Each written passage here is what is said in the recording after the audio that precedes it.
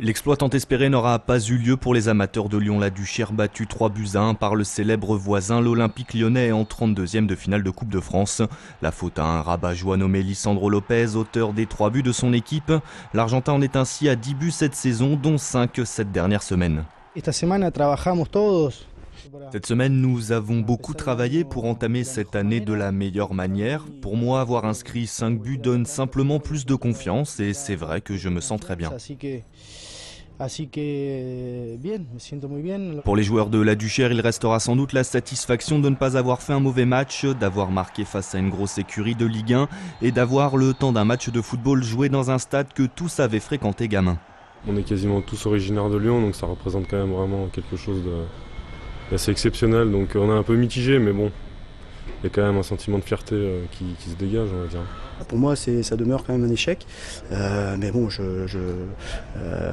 tout relatif, hein, c'est quand même l'Olympique lyonnais, mais plus un échec dans le contenu, parce que je pense qu'on aurait pu les mettre un peu plus en difficulté. Pour Éric Guichard et ses hommes, la parenthèse Coupe de France se referme donc sur cette défaite. La Duchère retrouvera le championnat de CFA le 28 janvier. Les Licha et consorts, eux, auront moins de temps pour souffler, puisqu'ils joueront en Coupe de la Ligue face à Lille dès mercredi prochain.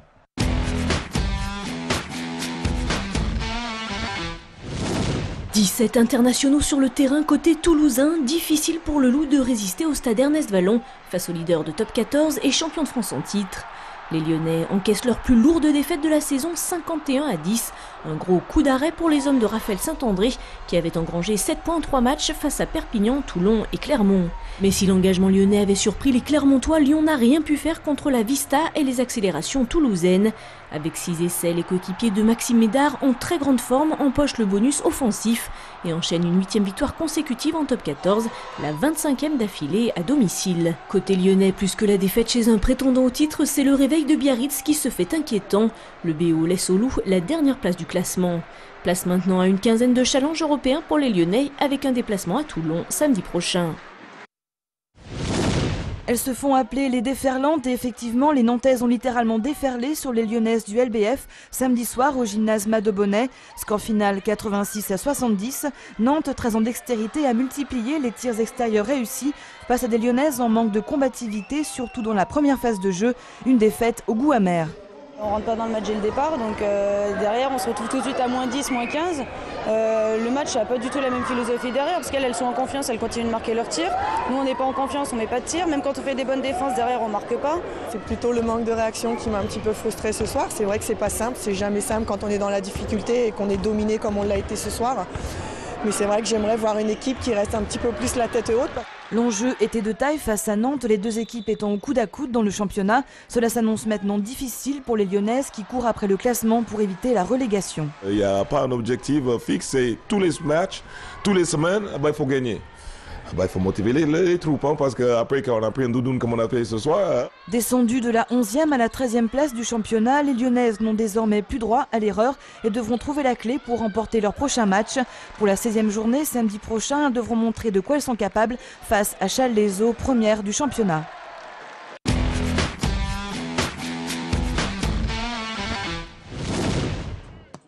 Pour leur premier match de l'année, l'OL féminin remporte 1-0 face à Montpellier, un concurrent direct pour le titre de champion de France. Un seul but marqué par Rosana Dos Santos, mais pour l'entraîneur et les 600 supporters présents samedi à la Plaine des Jeux de Gerland, c'est une excellente 13e journée de championnat. On a fait un match intéressant avec beaucoup d'envie, des valeurs retrouvées, hein, je pense, au niveau du pressing. On a fait des bonnes choses sur un terrain difficile, devant une bonne équipe bien organisée. Non, la victoire est largement méritée. Vainqueur d'un adversaire de poids, les footballeuses commencent l'année en confiance. 2012, ça sera une bonne année pour nous, c'est évident. Je pense qu'on est prête pour aller au bout. Très belle victoire, on démarre bien l'année, on va dire. On avait à cœur de gagner aujourd'hui parce que sur les matchs allés contre nos concurrents directs, on n'avait pas réussi à s'imposer. Et là, on savait que sur les matchs de la phase retour, il fallait absolument aller chercher ces victoires. Mais si on démarre comme ça, je pense qu'après, on sera difficile à aller chercher. Donc, il faut continuer, c'est bien. Après la victoire de Juvisy face à Hénin-Beaumont, l'OL féminin reste à la 2e place du classement. Prochain match pour les Lyonnaises, dimanche prochain à Saint-Étienne, coup d'envoi à 15h.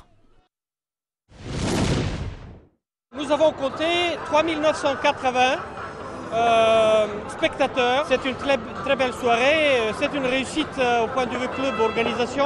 Le record d'affluence pour un match de Liga qui datait de janvier 2011 n'a donc pas été battu samedi soir au Palais des Sports de Gerland. Mais réunir près de 4000 personnes pour un match de volley entre la Sul et Tours est déjà une vraie réussite. Malheureusement, sur le terrain, le club lyonnais n'était pas à la fête et s'incline 3-0 face au vainqueur de la Coupe de France et actuel deuxième du championnat. Nous, on est le petit pousset du championnat. Eux, c'est le plus gros budget, c'est des internationaux. Ils jouent la Ligue des Champions et j'avais dire que c'est pas notre championnat, quoi. Malgré quelques coups d'éclat et de belles remontées au score, les Lyonnais ont été impuissants face au trio tourangeau Cala, D'Almeida, Konechny. La Sul encaisse sa 12e défaite en 14 journées et est toujours lanterne rouge de Liga. La mission maintien s'annonce donc de plus en plus corsée. Maintenant, il faut savoir que le maintien en première division, ça se joue à 25-27 points. On en a 7 actuellement. Donc ça veut dire tout simplement qu'il y a 20 points à prendre sur la phase retour. Donc il faudra faire une très grosse phase retour. Mais la semaine prochaine, ce n'est rien de moins que le champion en titre Poitiers que la Sul ira affronter. La double confrontation face à Ajaccio puis Toulouse au Petit Palais des Sports cette fois-ci sera donc vitale pour la survie de la Sul dans l'élite du volley.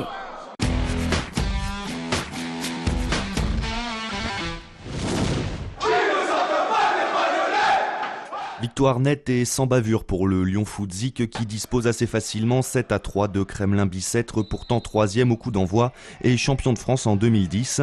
Un succès qui permet aux Lyonnais de rester 6e du championnat avec 39 points. On est dans le bon wagon, on va essayer de s'y maintenir parce qu'il faut savoir qu'on est un groupe de 14 et qu'il y a au moins 5 équipes qui descendent. Rapide et technique, le futsal a pris son essor en France au début des années 2000. Impossible pour autant de vivre de cette discipline. À Lyon, tous les joueurs sont amateurs et ne perçoivent pas de prime en cas de victoire. Une situation qui pourrait bientôt changer pour tous les joueurs de l'Hexagone. Dans 2 ans, ils comptent mettre en place une Ligue 1 et une Ligue 2. Donc il faudra être dans le bon wagon, à savoir être dans les 6 premiers l'année prochaine. Et c'est un peu ça qu'on essaye de construire pour être présent au plus haut niveau. A noter que dans le même temps, l'autre équipe lyonnaise, Rhône Futsal, faisait match nul 6-partout contre le club d'Échirolles-Picasso et se retrouve ainsi 12e du championnat sur 14 équipes.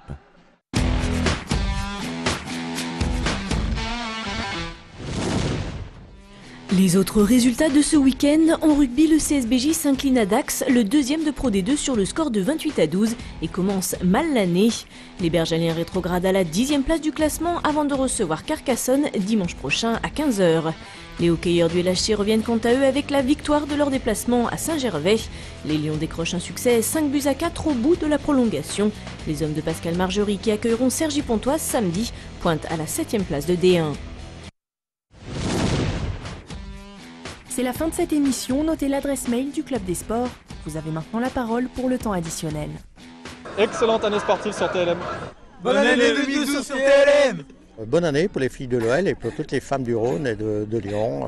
Bonne année, bonne santé. Bonne année à tous les Narbonnais. Bonne année. Bonne année. Je fais une dédicace surtout à ma femme et à mes 2 petites filles que j'embrasse très fort. Salut TLM. Vive le sport sur TLM. Bonne année au Club des Sports sur TLM. Vive le sport sur TLM, allez. Venez nombreuses à courir pour elle le 27 mai. Bonne année.